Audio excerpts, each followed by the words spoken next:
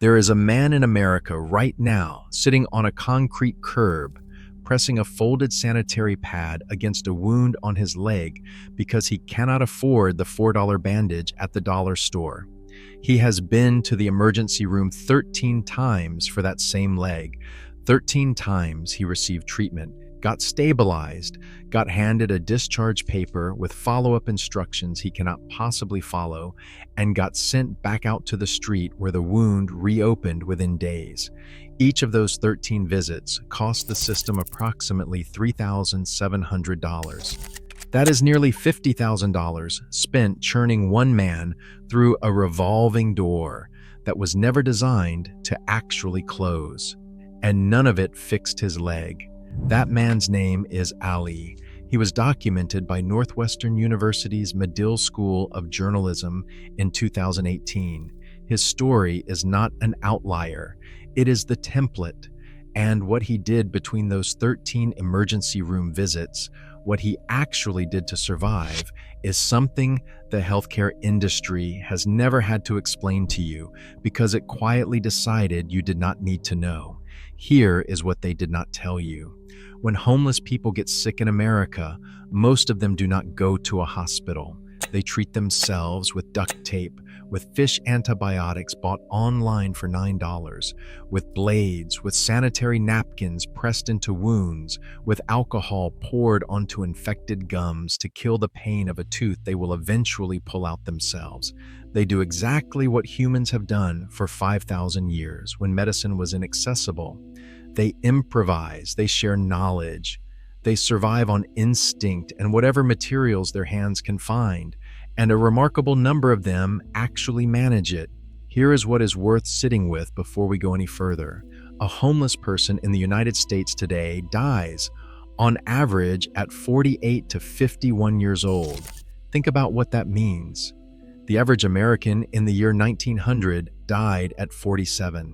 We have spent 125 years advancing medicine, building hospitals, developing antibiotics and vaccines, and surgical techniques that border on the miraculous, and a homeless American in 2026 has the same life expectancy as your great-great-grandmother had before any of that existed. That is not a gap in knowledge. That is a gap in who the system decided to serve. So before we go further, I want to ask you something. Have you ever had a health problem that you put off or treated yourself because the cost of going to a doctor felt impossible? Drop that in the comments because I promise you what you are about to see will change how you understand who that system was actually built for. The modern American healthcare system will tell you that it serves everyone. Emergency rooms cannot legally turn away patients. That is technically true. But what happens inside that truth is something else entirely. When Ali walked into an emergency room with his infected leg, he got treated. He also got discharged with a follow-up care plan that required a permanent address to receive mail, a refrigerator to store medication, a stable enough life to keep appointments. He had none of those things. So the wound reopened, and the cycle continued. The system counted his 13 visits as 13 successful medical encounters. He counted them as 13 failures. That distinction between what the system records and what actually happens to the person is the hole at the center of American healthcare. Here is where it gets darker. A 2024 study published in Health Affairs, tracking deaths across 22 American cities, found that from 2011 to 2020, the mortality rate among homeless populations tripled in a decade. The rate went from 814 deaths per 100,000 to 2,752. For comparison, the general population rate over that same period was 1,027, so homeless Americans are dying at nearly 3 times the rate of housed Americans, and that gap got worse every single year of the last decade, not better. Researchers at the National Bureau of Economic Research, working with a data set of 140,000 people, found that a non-elderly homeless person faces 3.5 times the mortality risk of a housed person after controlling for everything else. A homeless 40-year-old has the biological death risk of a housed 60-year-old. They are aging at more than double the speed. The National Healthcare for the Homeless Council estimates between 17,500 and 46,500 homeless people die every year in the United States. The range is that wide because we do not actually count them carefully. We count housed deaths carefully. Homeless deaths are an estimate. That right there tells you everything you need to know about whose lives this system was designed to track. And yet the system spends extraordinary amounts of money on these people, not to heal them, to process them. CDC data shows homeless individuals visit emergency rooms at a rate of 310 visits per 100 persons per year. Housed people visit at roughly 40 per 100. That is more than 7 times the rate. The average homeless person goes to the emergency room 5 times a year. The highest users go weekly. Each visit costs approximately $3,700. Run that math, and the average annual emergency room cost per homeless person is around $18,500. The heaviest users cost more than $44,000 a year, just in emergency room visits. A New York City analysis found that 8% of homeless patients had a primary care physician. Among housed patients, that number was 82%. 80% of all those emergency room visits were for conditions that could have been treated with basic preventive primary care. The system spends a fortune treating crises it created by refusing to prevent them. Now, here is the part that should genuinely make you angry. This is not a mystery. This is not a complex medical puzzle no one has solved. The research is unambiguous. Permanent supportive housing reduces healthcare costs by 59%. It reduces emergency room costs by 61%. It reduces hospitalizations by 77%. A Seattle study found that median healthcare costs dropped from $4,066 a month to $958 a month after just 12 months of stable housing. 1 year. America spends roughly $40,000 per homeless person per year on shelters, police responses, ambulances, and emergency rooms. Permanent supportive housing costs about $13,000 a year. We are spending 3 times as much to fail these people as it would cost to actually help them. That is not an accident. That is a choice. And you are paying for it either way, just the expensive, deadly way. So what do homeless people actually do when they cannot go to the hospital, when they have no insurance, no address, no primary care doctor? What does survival actually look like on the street? Let's start with wounds, because wounds are the most immediate and visible catastrophe. Homeless individuals face skin and soft tissue infections at rates that would alarm any public health official. Group A streptococcus skin infections are 4.25 times more common among homeless people than among housed people. MRSA, the antibiotic-resistant staph infection that terrifies hospitals, colonizes the nasal passages of homeless individuals at roughly 5.5 times the rate of the general population. This is the bacterial landscape these people are navigating. Every cut, every blister, every abrasion becomes a potential entry point for an infection that, untreated, can progress to sepsis within days. What do they use? Whatever is available.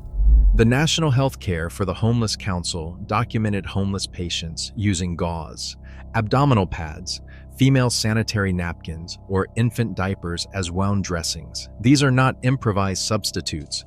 Street medicine providers actually teach patients to use these materials because they are absorbent, widely available, and effective at covering wounds. Some patients hung wet dressings out to dry and reused them. Duct tape becomes a butterfly closure. Superglue closes lacerations. Medical-grade cyanoacrylate adhesives like Dermabond exist precisely because the chemistry works. Street medicine providers have even reversed their standard guidance on wound cleansers, recommending bleach solutions and chlorhexidine soaps that are normally avoided for their cytotoxicity because in street conditions, preventing infection matters more than optimizing tissue healing. The biology of the wound is secondary to the biology of survival. Ali, the man from a Northwestern journalism report, described lancing his own abscess with a blade. He said the bubble was the size of a quarter. Using a blade to lance it, he would squeeze the abscess and the yellow liquid spurted out. Over years, the sores spread, his legs swelled and darkened. He still managed to keep himself alive between those 13 emergency room visits, using knowledge passed between people on the street the way medical knowledge has always traveled among people with no other option. Then there are antibiotics, or rather, the approximation of antibiotics available to someone who cannot get a prescription.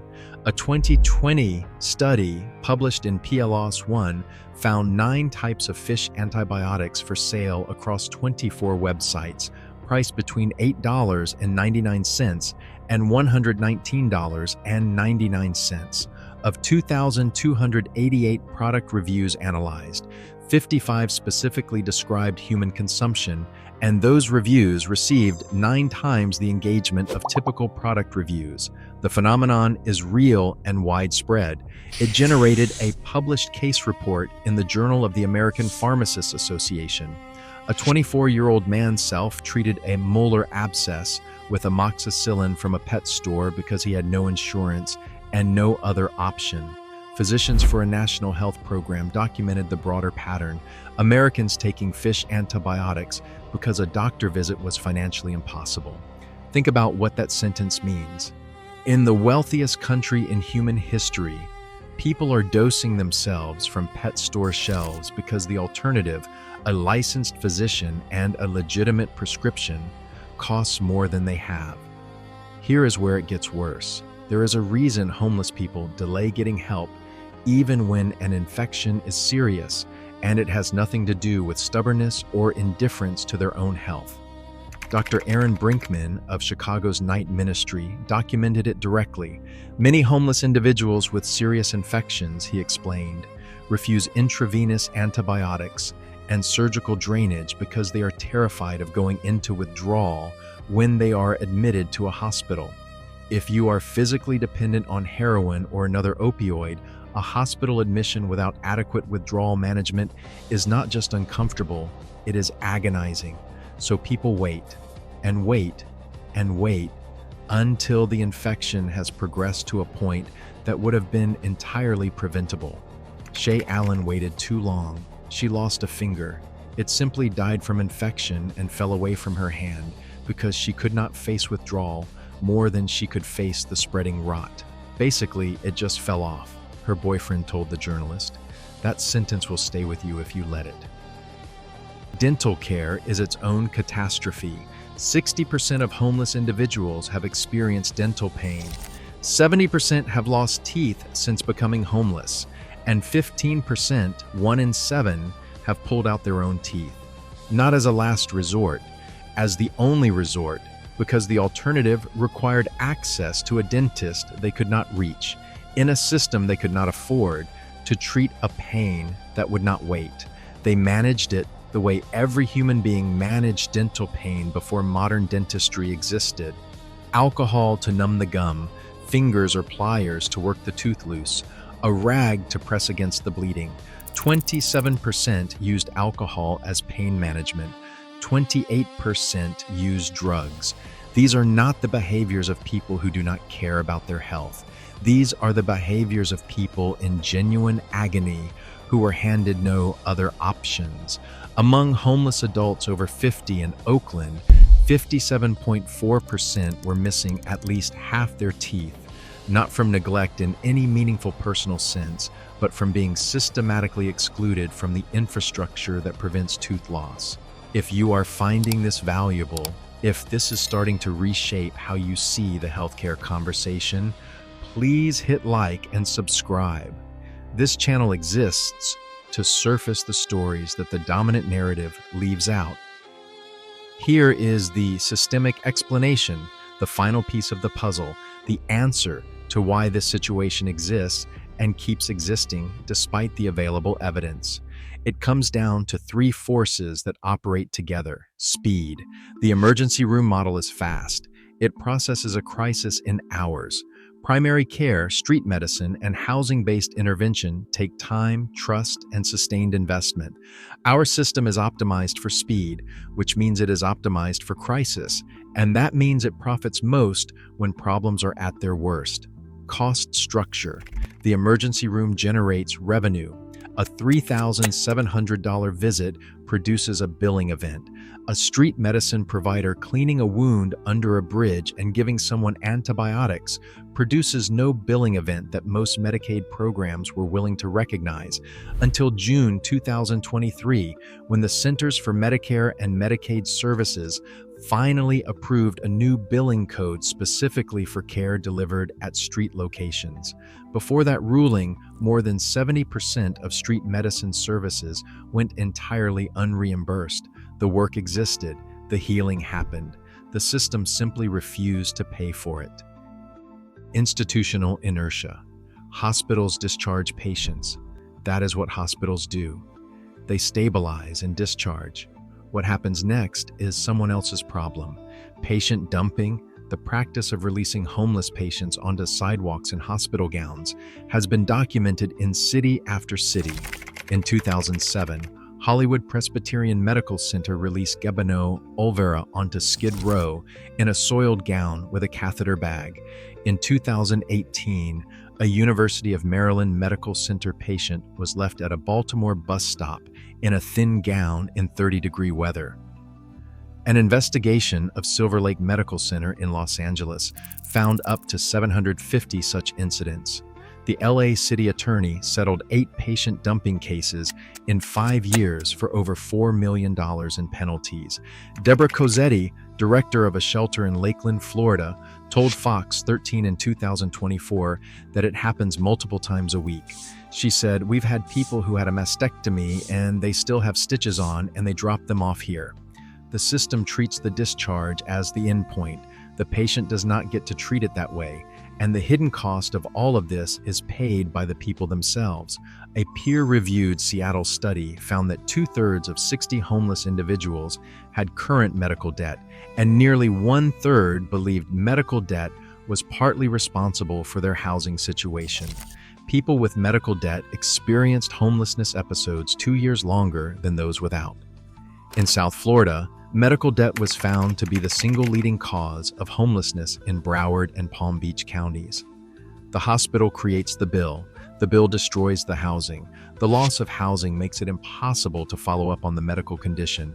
The condition worsens. The person returns to the emergency room.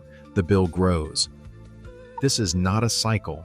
It's a trap, and it was engineered, not deliberately perhaps, but consequentially, by a system of incentives that never once placed the homeless person's outcome at the center of the design. None of this is your failure to understand. The system was not explained to you because it was not designed for you to scrutinize it. You were given the impression that emergency medicine was a safety net. It is not. It is a processing facility, and the people who fall through it are doing what humans have always done, healing themselves with whatever their hands can reach. The way they have since the first Sumerian healer washed a wound with beer and pressed linen against it 5,000 years ago. Now, here is what you can actually do with this information. The easiest option is to support organizations that are closing the gap themselves. The Street Medicine Institute, founded by Dr. Jim Withers in Pittsburgh in 1992 and formalized in 2008, has now supported the establishment of over 200 street medicine programs on 6 continents. USC Street Medicine, led by Brett Feldman in Los Angeles, has deployed 5 full-time teams that have decreased hospitalizations by over 70% among their patients. Boston Healthcare for the Homeless program, founded by Dr. Jim O'Connell in 1985, serves over 10,000 homeless individuals a year across 80-plus sites. Remote Area Medical, founded by Stan Brock, runs pop-up free clinics requiring no identification, no insurance, no proof of anything. Find the one nearest you. Volunteer. Donate supplies. These programs are doing more measurable good per dollar than nearly anything else in American healthcare. The intermediate option is to understand what these street providers actually teach about wound care and illness management without a system, because this knowledge belongs to everyone. Clean the wound thoroughly with soap and water or with a diluted bleach solution. Cover it with whatever is cleanest and most absorbent available. Change the covering as often as possible. Watch for signs of infection that require escalation, including spreading redness, warmth, swelling, fever, or pus with a different smell. These are the same 3 steps documented on a Mesopotamian clay tablet in 2200 BC. Wash, plaster, bandage. They still work. They have always worked. The minimum is this: if you know someone who is unhoused, know that the National Association of Free and Charitable Clinics maintains a searchable directory of more than 1,400 free and low-cost clinics across the country.